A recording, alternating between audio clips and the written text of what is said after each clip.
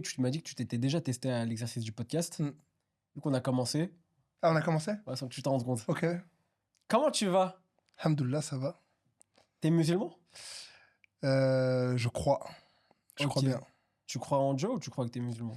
Je suis déiste. On va dire que je crois en Dieu et je suis pratiquant musulman. Et pourquoi tu dis pas que t'es musulman alors? Si, je suis musulman, j'assume. Ah, ok. Je crois plus en Dieu Comme religion. qu'en l'islam. Je fais pas trop confiance en l'homme. Non, depuis l'Ancien Testament, on sait qu'on peut pas faire confiance. On peut pas faire confiance en l'être humain. Qui t'a inspiré, toi, dans ta vie? Ma mère. Je pense que Dieu, il a fait un proto. Il a fait une version bêta. Il a fait l'homme. Il s'est dit, waouh, c'est léger. Et après, il a fait la femme. Et tu l'admires moins alors, ton père? Le daron, c'est plus pour. Tu vois, c'est comme quand t'es sur l'autoroute. Tu vois, les barrières qu'il y a sur le côté. Ça, c'est le daron. Son rôle, c'est de définir un peu un cadre. T'avances. Des fois, tu te cognes. Ou il te cogne. Et c'est ça qui te redresse un peu dans ton parcours. La daronne, c'est l'habitacle de ta voiture. C'est un peu comme ça que je vois le. Donc, le daron, il est là. S'il fait bien son taf, c'est bien. Mais s'il est pas là. J'ai l'impression que c'est une...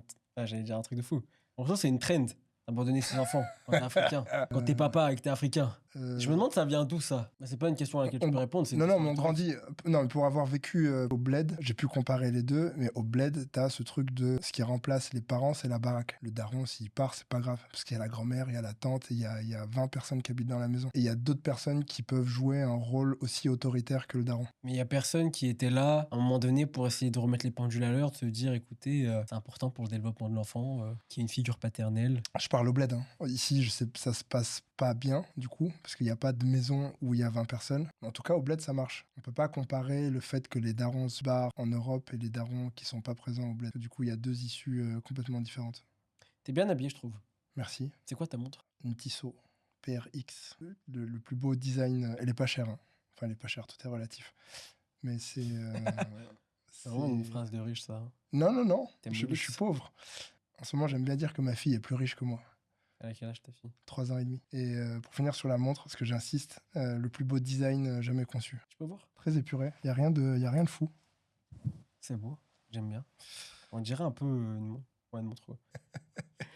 Pas vraiment de suite à cette phrase. Mais tout ça pour dire que j'aimerais savoir en fait t'es qui? Si maintenant tu t'es face à quelqu'un qui te connaît pas, mais envers qui t'as un intérêt, qu'il te Un intérêt connaisse. quoi? Juste humain. On Je sait me vends pas. pas. Je me vends humainement. Je pense que je suis un mec bien qui traverse la vie en espérant se retourner et j'espère que sur Terre, il n'y a personne qui pense que je suis un connard. Oh, c'est beau ça. Comment tu sais? J'essaye de faire des trucs bien autour de moi et de faire des trucs bien aux gens qui m'accompagnent quotidiennement. Et tu fais quoi dans la vie? Quand je me lève le matin, Non, ton travail quoi. mon taf. Arrêtons de philosopher. Mon taf, c'est vêtements essentiellement, genre 80% de mon temps. Et depuis peu, j'ai ouvert un café. T'as ouvert un sachet de café? Un sachet de café? Non. J'ai ouvert un café. C'est drôle, non? C'était drôle. J'ai ouvert un café. Je veux qu'on prenne un temps pour... Non, vas-y, au calme. C'est hyper intéressant ça. D'abord, on va parler de la mode. À quel moment t'es tombé dedans? Est-ce que tu sentais que c'était un endroit qui t'attirait? J'aime bien raconter cette histoire, pur hasard. Moi, je viens de la com. Je suis un gros flûteur qui aime bien vendre du vent. Un jour, j'en ai marre, crise de la trentaine, et je me dis, qu'est-ce que j'aime bien? J'aime bien les sapes. Et du coup, il y a un rappeur américain qui est plutôt dans le game aujourd'hui qui me dit, viens à Miami, on fait une marque de vêtements. Du coup, je pars à C'est qui? Travis McCoy, la personne qui a lancé Bruno Mars, avec une chanson qui s'appelle I Wanna Be a Billionaire. Donc, je pars aux États-Unis, on essaye de monter une marque de vêtements. Ça ne marche pas. Je rentre en France, la queue entre les jambes, avec pas un sou. Et du coup, je me dis, tiens, bon, j'ai mis un pied dedans. Et je trouve une annonce sur Facebook à l'époque où c'était hype, d'une marque de vêtements sur mesure qui cherchait un collaborateur. Et de fil en aiguille, je deviens associé de cette marque de vêtements sur mesure. Et voilà, en 2025, j'ai résumé 15 ans de ma vie là. En quelques minutes. En quelques minutes. T'as commencé aux States? Ouais. Ensuite, t'es allé à Paris? Ouais. Ensuite, t'es venu à Bruxelles? Ouais. Triangle des Bermudes, qu'est-ce qui s'est passé? T'as quel âge? 42. Ouais, t'as assez vécu. Enfin, moi, tu peux te dire que je t'as peux me vécu. dire que Miami, c'est nul. Je peux me dire que Paris, ça a aucun sens humain et que Bruxelles, c'est cool. Tu mettrais Bruxelles sur le piédestal? Ça dépend quel âge t'as et ça dépend ce que tu veux faire. Si tu veux cramer, partir en vacances à Miami, que tu veux cramer 8000 euros avec un crédit que t'as fait à la banque pour essayer d'impressionner les gens, ça sert à rien. Paris, 27 000 habitants en kilomètre carré, une des villes les plus densément peuplées au monde. Non. Bruxelles, c'est cool. Mais alors, toi, t'as fait du stylisme là-bas. Enfin, dis-moi un peu, qu'est-ce qui s'est passé au niveau de ta carrière? Pourquoi t'as bougé autant? Parce que je pensais que Miami, c'était cool. C'était l'époque où il y avait LeBron James à Miami. Il venait d'ouvrir une boutique qui s'appelle Unknown à Aventura Mall. Pour moi, en 2010, c'était le début de quelque chose qui naissait dans les marques de streetwear. Donc voilà, je me disais, New York, c'est déjà chargé, Los Angeles, c'est déjà chargé. Il y avait une hype autour des francophones à Miami. Booba venait de bouger là-bas. On revient à cet homme. Euh, et donc voilà, c'était un peu un choix calculé. Et voilà, je sais pas si ça répond à ta question. Ok. Pourquoi j'ai Et, bougé là-bas? et, et pourquoi t'as bougé à Paris, du coup? Pourquoi j'ai bougé à Paris? Parce que je suis parisien. Je suis né à Paris, j'ai grandi à Paris et j'ai toujours vécu à Paris. Donc j'étais à Paris, j'ai bougé à Miami et je suis revenu à Paris. C'était un peu ça le parcours. Et pourquoi je suis revenu à Paris? Parce que j'ai dit la queue entre les jambes. Tu reviens là où c'est safe. Enfin, je pensais que c'était safe à l'époque. Et Bruxelles, qu'est-ce qui s'est passé? Covid à Paris. Et du coup, tu vois Paris vide et tu te dis, en fait, Paris vide, c'est pas mal. Il y a moins de gens, il y a moins de cracks. Et je me suis dit, en fait, que j'avais besoin d'une ville un peu plus humaine, plus un enfant qui est arrivé, du coup, ma fille. Enfin, c'est pas moi qui ai accouché, hein. Mais tu sais que ça existe, les hommes enceintes? Enceint, on dit. Un homme enceint. Il n'y a pas le E à la fin. Il y a même un emoji, hein. Ouais, c'est vrai, j'aime bien le mettre. Moi, j'aime beaucoup mettre l'emoji homme enceint noir.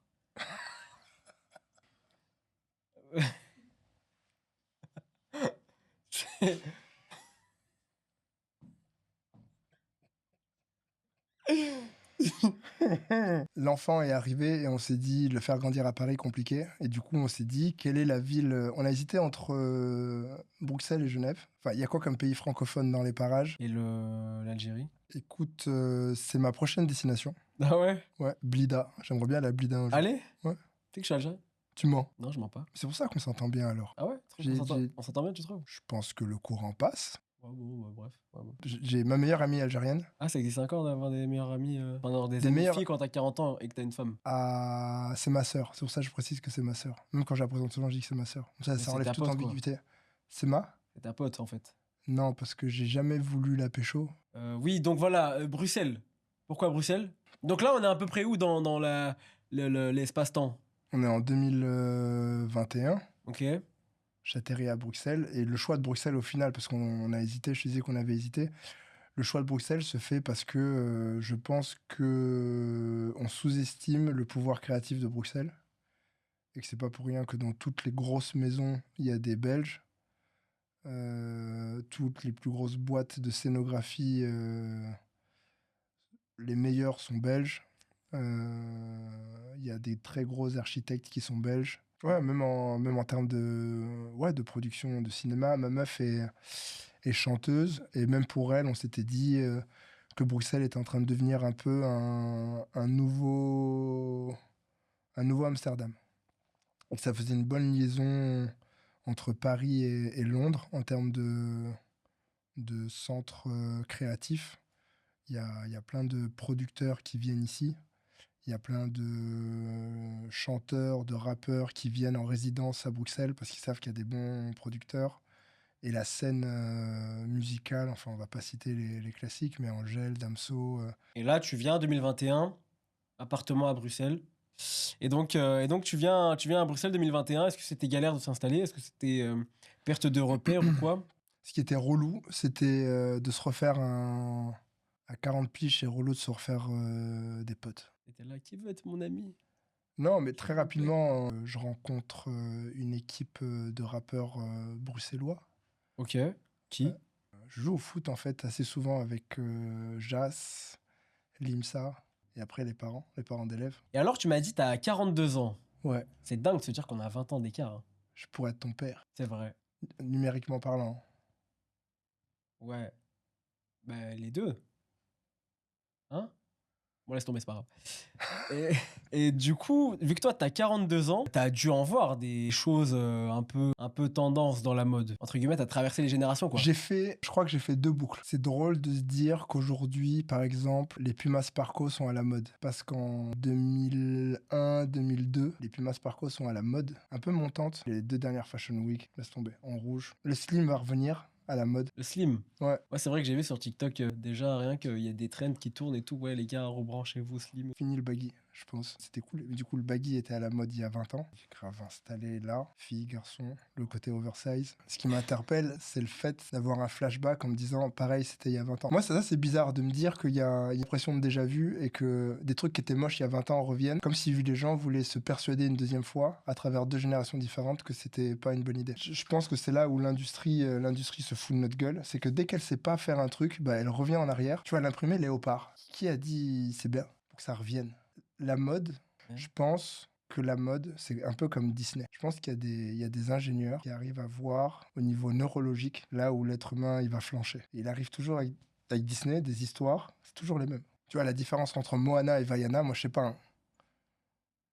C'est des personnages qui se ressemblent. Et du coup, la mode, c'est pareil. Il y a toujours des trucs, tu sais pas. Tu prends un peu de recul, tu dis pourquoi ça marche. Ah, pour ça, t'as ouvert un business récemment, non? Un café qui s'appelle The Wine Café. À la base, ça devait être un magasin de vêtements Ok, je avec savais un même pas. petit café. Et TikTok est passé par là et c'est devenu un gros café avec 0 vêtements. Et ça fait fureur. Cette initiative, à la base, c'était de trouver un endroit où je puisse...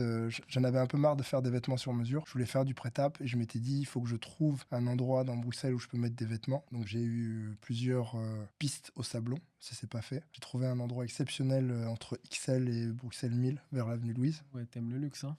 Et du coup, je trouve un endroit qui est plutôt cool et je me dis, tiens, je vais même faire venir d'autres marques. Et en plus, il y a un café. Au pire des cas, pardon, si les gens ne veulent pas acheter des sapes, ils vont acheter un café. Et donc, tu lances le café, The Wayne. Qu'est-ce qui a été le plus compliqué dans tout ça? Comment t'as trouvé l'argent que t'as dû vendre? Encore, la paperasse, très long. Avocat, notaire, ouvrir un compte en banque, augmentation de capital, tout ça, c'était relou. Trouver les sous, c'est pas compliqué. Il y a mon associé qui dit toujours que l'argent, c'est comme l'eau. Ça trouve toujours un chemin. Donc quand tu as besoin d'oseille, ça finit toujours par arriver. Le plus compliqué, c'est plus le présent, en fait. C'est de devoir évoluer dans un secteur d'activité qui n'est pas le tien, de devoir penser à des poivrons, un cheesecake, embaucher un runner, se former à faire un papillon sur un flat white. Est-ce que être noir à Bruxelles et entrepreneur, tu dois bosser 2 fois plus? Je pense qu'il n'y a pas beaucoup de noirs qui sont dans l'industrie du café. C'est compliqué d'être noir tout court, hein. Ah ouais? Des fois, je me demande, c'est quoi le pire? Est-ce que c'est pire d'être une meuf Pire ou d'être d'être noir. noir? Imagine, t'es Une meuf noire. meuf juive Une meuf noire juive, ça existe. Why? Ok. et naine. Là, tu vas loin. Je pense que c'est physiquement compliqué. Je rigole. Non mais... Lesbienne, on rajoute ou pas? Non, c'est compliqué d'être noir. Je pense que ça dépend dans quel secteur d'activité. Dans la mode, non. C'est vrai? Ouais, non, faut arrêter de se plaindre. Dans la mode, dans la musique, on a gagné. On a gagné Beyoncé, Jay-Z, voilà. Kanye West. Dans le café, je sais pas trop, tu vois. J'ai pas envie de dire des dingueries dans le café. J'ai pas envie de me faire blacklister. Justement, peut-être ça peut jouer en ton avantage de dire des dingueries. Parce que les gens, tu vas les marquer. Moi, personnellement, je suis un client. Je vais préférer celui qui a pas peur d'être lui-même plutôt que celui qui se conforme. Pour revenir sur le café, d'avoir réussi à créer un endroit vraiment cosmopolite, parce que c'est ce que je kiffe moi à Bruxelles. Il y a 184 nationalités, si je dis pas de bêtises, à Bruxelles, et j'avais vraiment envie de ressentir ça dans un lieu, et je trouve qu'on a réussi en peu de temps, en 2 mois, à vraiment faire un endroit cosmopolite, et on s'est pas trop vendu avec Théo, donc que tu connais, mon associé, on s'est pas trop vendu à une clientèle géographique ixelloise, forêt, Uccle. Bobo? Bobo, non. Parce que les bobos, c'est cool. Ah, c'est vrai, ils sont chill. Mais on pourrait se dire quartier où il y a que des galeries, XL, Avenue Louise, Bois de la Cambre. On aurait pu surfer sur cette vibe-là, mais les gens se déplacent. Et je suis content que des gens de Laken, Scarbeck, Molenbeek viennent faire des dates, comme j'ai vu tout à l'heure. Ouais, parce que t'as... Merlel, hein, les dates, Ouais, il d'être après y avait la distance après et le tout stall. pour... voilà. Ce que je trouve hyper remarquable, c'est l'identité que vous avez ramenée au lieu. Par exemple, avec les structures en ballon de basket. L'art, c'est subjectif, mais je savais que les gens qui allaient venir au café, il fallait que si on parte sur de l'art, il fallait que ça soit des trucs accessibles. C'est pour ça que la céramique qui est dedans, c'est accessible. La structure, enfin les deux structures en ballon de basket, tout le monde sait ce que c'est un ballon de basket, et ça rappelle, enfin chacun a un souvenir avec un ballon. L'art qui est dans le café, il est accessible, les gens comprennent. C'est quoi le plus dur entre gérer un business et gérer un enfant? C'est très simple, même si je réfléchis longtemps, mais c'est gérer un business. Un enfant, même si c'est prévisible dans son côté imprévisible. Et Genre, tu sais déjà qu'il va faire on revient au début de la conversation.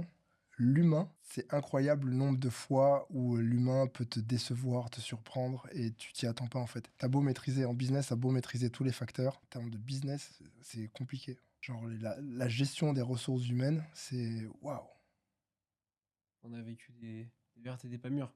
Ben, c'est tout le temps pareil. Allez, dis-moi. Non, non, mais il y a jamais une météorite qui va venir frapper Plus forte que l'autre. non, non, ton siège, en fait, ta boîte.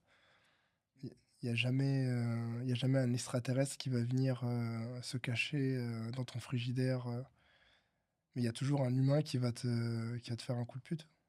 Comme. J'ai pas d'exemple. Si, à toi, on t'a fait quoi? On m'a fait quoi? Oui. C'est sur des projets qui capotent en business, Ah. qui étaient bien partis, qui étaient sur des rails, et à un moment donné, à la dernière minute, il y a un truc qui fait que.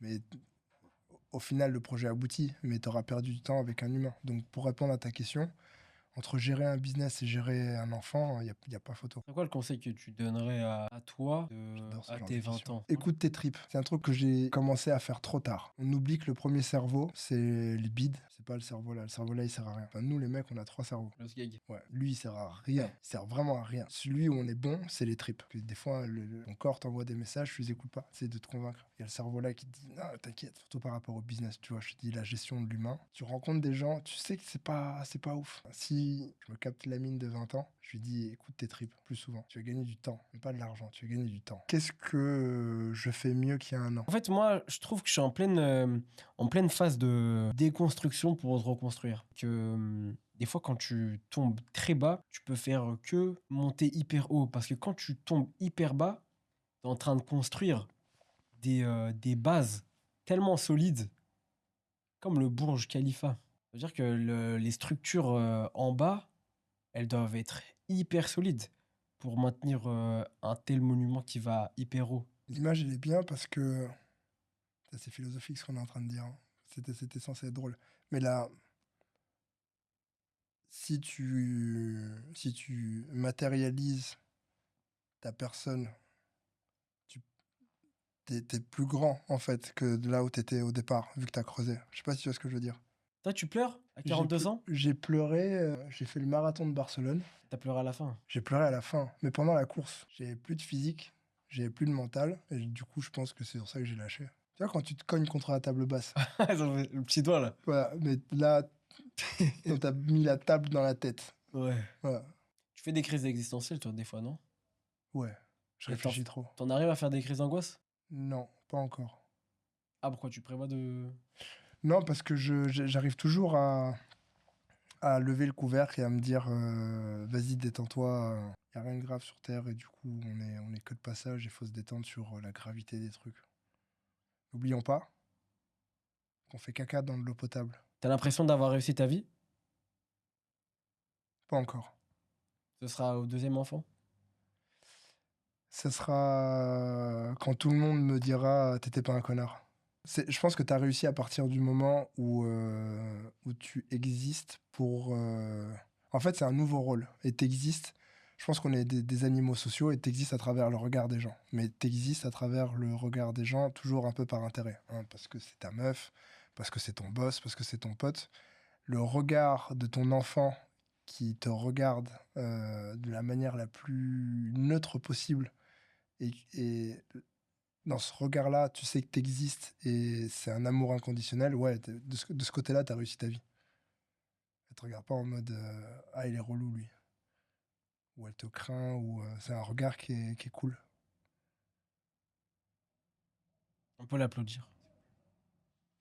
C'est la fin. Bon, bah voilà, bah merci. Merci à toi. C'est comme ça qu'on arrête. Y a pas de...